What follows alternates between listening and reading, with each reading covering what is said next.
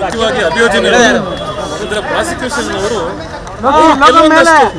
ಗ್ರೌಂಡ್ಸ್ಗಳನ್ನು ಉಲ್ಲೇಖಿಸಿ ಅಂದರೆ ಆರೋಪಿಗಳ ಮೊಬೈಲ್ ಫೋನ್ ಡೇಟಾವನ್ನು ರಿಕವರ್ ಮಾಡುವಂಥದ್ದು ಹಾಗೂ ಮೈಸೂರಿಗೆ ತೆರಳಿ ಮಹಜರ್ ಮಾಡುವಂಥದ್ದು ಈ ರೀತಿಯ ಕೆಲವೊಂದಷ್ಟು ಮಹಜರ್ಗಳನ್ನು ಮಾಡುವುದು ಬಾಕಿ ಇರೋ ಕಾರಣ ಅವರು 9 ದಿನಗಳ ಕಾಲ ಆರೋಪಿಗಳ ಒಂದು ಪೊಲೀಸ್ ಅಭಿರಕ್ಷೆಗೆ ಕೇಳಿರ್ತಾರೆ.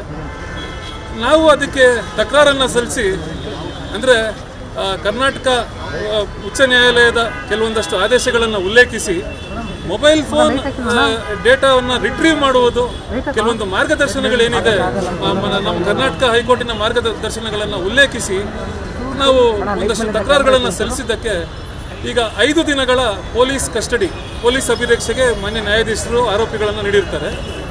ಅಂದರೆ ಎಲ್ಲರನ್ನೂ ಸಹ ಕೊಟ್ಟಿರ್ತಾರೆ. ಅದು ಸಹ ನಮ್ಮ ವಾದ ಆಗಿತ್ತು. ಯಾಕೆಂದರೆ ಯಾರು ಯಾವ ಕಾರಣಕ್ಕೆ ಪೊಲೀಸ್ ಅಭಿರಕ್ಷೆಗೆ ಬೇಕು ಅನ್ನೋದನ್ನು ಅಭಿಯೋಜನೆಯವರು ಸ್ಪಷ್ಟವಾಗಿ ಹೇಳಿರಲ್ಲ. ಆದ್ದರಿಂದ ನಾವು ಪ್ರತಿಯೊಬ್ಬ ಆರೋಪಿಗೂ ಯಾವ ಕಾರಣಕ್ಕೆ ಅಭಿಯೋಜನೆಯವರು ಪೊಲೀಸ್ ಅಭಿರಕ್ಷೆಗೆ ಕೇಳ್ತಿದ್ದಾರೆ, ಪೊಲೀಸ್ ಕಸ್ಟಡಿಗೆ ಕೇಳ್ತಿದ್ದಾರೆ ಅನ್ನೋದನ್ನು ನಾವು ಪ್ರಶ್ನಿಸಿದ್ವಿ.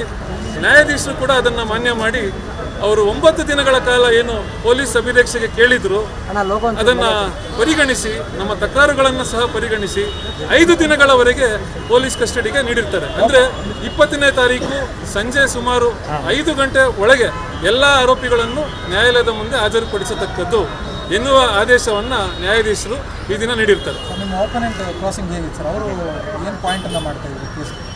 ನೋಡಿ, ಅವರ ಮುಖ್ಯ ಅವರು ಪೊಲೀಸ್ ಅಭಿರಕ್ಷೆಗೆ ಯಾಕೆ ಕೇಳ್ತಿದ್ರು ಅಂತಂದರೆ ಈ ಆರೋಪಿಗಳ ಮೊಬೈಲ್ ಫೋನ್ ಡೇಟಾ ರಿಟ್ರೀವ್ ಮಾಡಬೇಕು ಅಂತ. ಮೊಬೈಲ್ ಫೋನ್ ಅವರವರ ನಡುವೆ ಏನು ಕಮ್ಯುನಿಕೇಷನ್ ನಡೆದಿತ್ತು ಅವುಗಳನ್ನು ಕಾನ್ಫ್ರಂಟ್ ಮಾಡಬೇಕು ಅನ್ನೋದು ಅವರ ಒಂದು ಮುಖ್ಯವಾದವಾಗಿತ್ತು.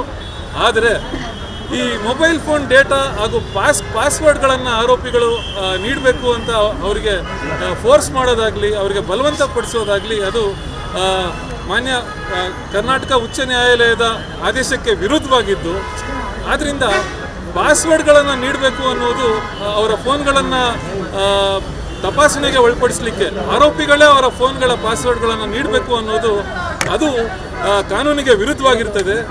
ಈ ನಿಟ್ಟಿನಲ್ಲಿ ಮಾನ್ಯ ಕರ್ನಾಟಕ ಉಚ್ಚ ನ್ಯಾಯಾಲಯದ ಆದೇಶಗಳು ಬಹಳಷ್ಟಿವೆ. ಹಾಗೂ ಇತ್ತೀಚೆಗೆ ಈ ಮೊಬೈಲ್ ಫೋನ್ಗಳ ವಿಚಾರದಲ್ಲಿ ಆದಂಥ ಆದೇಶವನ್ನು ನಾವು ಮಾನ್ಯ ಮ್ಯಾಜಿಸ್ಟ್ರೇಟ್ ನ್ಯಾಯಾಲಯದ ಗಮನಕ್ಕೆ ತಂದು ಅವರು ಸಹ ಅವರ ಆದೇಶದಲ್ಲಿ ಆ ಒಂದು ಉಲ್ಲೇಖವನ್ನು ಮಾಡಿದ್ದಾರೆ.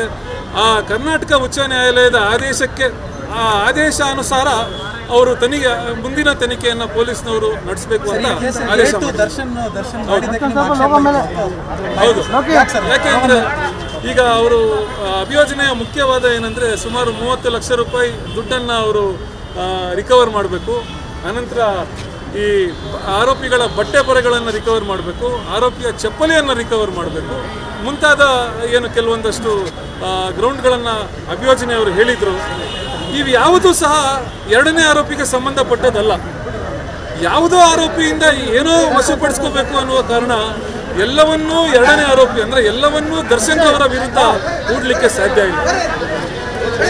ಆದ ಕಾರಣ ರಂಗನಾಥ್ ರೆಡ್ಡಿ